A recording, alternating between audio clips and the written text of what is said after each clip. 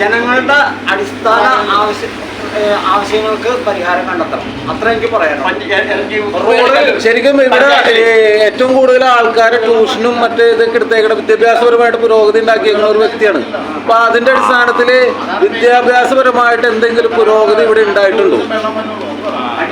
അടിസ്ഥാനപരമായിട്ടുള്ള ഇത് ഉണ്ടായിട്ടില്ല. എണ്ണം നോക്കുമ്പോൾ സംഗതി വിദ്യാഭ്യാസ നിലവാരം കൂടുതലാണെങ്കിലും ക്വാളിറ്റി പരമായിട്ട് നിലവാരം കുറവാണ്.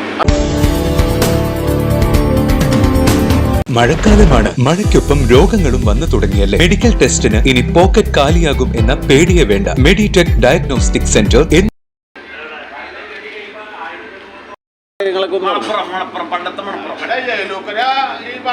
ഈ റോഡൊക്കെ അന്ന് വേറെ മണ്ണും കുഴിയും കുണ്ടും കുഴിയൊക്കെ ആയിരുന്നു. ഇതിലൊക്കെ ഒരു വരമ്പായിരുന്നു. അന്ന് ഇവിടെ വീടുകളൊന്നുമില്ല. ബെല്ലും എണ്ണാവുന്ന വീടുകളൊക്കെ ഉള്ളു. ഒരു 10, 70, 72 കാലഘട്ടത്തിലല്ലേ. ഇന്നിപ്പോ ഇവിടെ നിറയെ വീടുകളും കാര്യങ്ങളും. അന്ന് ഇവിടെ എനിക്ക് ചായക്കടയുണ്ട്. അന്ന് 10 പൈസയാണ് ചായക്ക്. ഇവിടെ എല്ലാ കടികളും ഒക്കെ നിസ്സാര കാശുള്ളൂ. 50 പൈസ 50 പൈസ ഒക്കെ ഉണ്ടെങ്കിൽ കൂട്ടി കടയെല്ലാം പപ്പടം ചായയൊക്കെ കിട്ടും. ഇന്നിപ്പോ 10 രൂപ 12 രൂപ 15 ഒക്കെ ഒരു ചായക്ക്. അതുപോലെ കടികൾക്കൊക്കെ 10 രൂപയാണ്. ഇന്നിപ്പോ ഇവിടെ ഇരിക്കുന്നവരൊക്കെ 10 രൂപ 12 രൂപ ഒക്കെ കൊടുത്താണ് ഈ കുടിക്കുന്നത്. ഇപ്പൊ ഇന്ന് പൊറോട്ട 10 രൂപയാണ്. അന്ന് ഒരു പ്ലേറ്റ് ബീഫിന് 75 പൈസയാണ്. അതായത് ഈ പരിസരത്തുള്ള ഒരു 60 വയസ്സന്മാര് അന്ന് ചെറുപ്പക്കാർക്ക് വന്നിരുന്നു കഴിഞ്ഞാൽ വയസ്സന്മാര് അവര് ചായക്കടയില പുറയിലെത്തോളും. അന്ന് അങ്ങനെയൊക്കെ ചെയ്ത സ്ഥലമാണ്. ഇന്നിപ്പോ ഇവിടെ വികസനങ്ങളും കാര്യങ്ങളും മേലൂക്കരൊക്കെ ഭയങ്കര അന്നത്തെ പ്രതാപികളാരൊക്കെയായിരുന്നു? അന്നത്തെ പ്രതാപികൾ തുടങ്ങിയത് അന്ന് ഇവിടെ കുഞ്ഞിക്കൊച്ചി, അയ്മുണ്ണി, ഔസോപ്പള, ബേക്കട, അങ്ങനെ കുറുപ്പത്താൻ, കോയാമ്പനാജി, അങ്ങനെ ഒരുപാട് പൈസമാരുണ്ടായിരുന്നു. കൊച്ചാപ്പ, മുസക്കുട്ടി, അങ്ങനെ ഒരുപാട് ചായക്കടയിലാണ് അന്നത്തെ ഏറ്റവും വലിയ ചർച്ചകൾ. അന്ന് രാഷ്ട്രീയം എന്ന് പറയുന്നത് രാഷ്ട്രീയം ഒരു വക രാഷ്ട്രീയമാണ്. തോറ്റ് ചെയ്യുമ്പോൾ കോത്തില് ബാലകളൊക്കെ പറഞ്ഞു ഇങ്ങനെയൊക്കെയുള്ള ഒരു സംവിധാനങ്ങളൊക്കെയാണ്. അങ്ങനെയൊക്കെ ഉള്ള കാര്യങ്ങളൊക്കെയാണ് ഈ കാർന്നോമാരായിട്ട് തോറ്റ് ചെയ്യുമ്പോൾ പറയുന്ന ഒരു ചർച്ചയാണത്. പിന്നീടാണ് പ്രവാസ ലോകത്തേക്ക് ആൾക്കാർ ചേർന്നത്. അത് ഏത് വർഷം ഓർന്നത്? ഒമാനിലേക്ക് അത് 84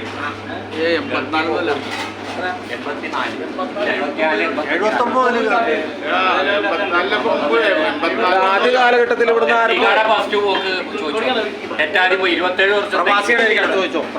പ്രവാസ ലോകത്തേക്ക് ആദ്യം ചേക്കേറിയത്.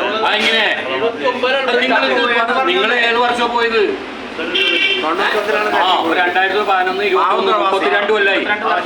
അവിടുന്ന് പെൻഷൻ കിട്ടേണ്ട സമയമായി.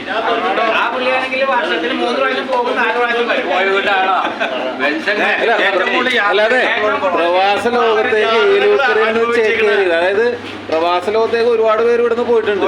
അപ്പൊ ഏറ്റവും ആദ്യ ഘട്ടത്തിൽ പോയ ആൾക്കാരെ കുറിച്ച്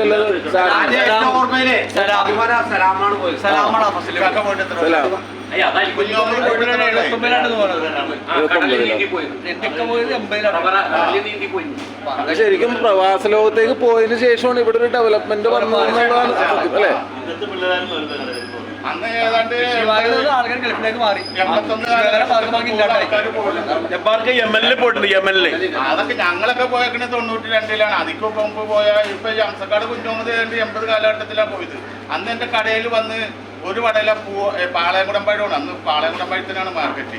ഒരു വടല പാളയംകുടമ്പഴം മേടിച്ച് അന്ന് അവിടെ കൊണ്ട് യാസീനൊക്കെ ഓതിയാണ് അന്ന് പോയത്. അപ്പൊ അതിന് മുമ്പ് പോയ ആൾക്കാരൊക്കെ ഉണ്ട്.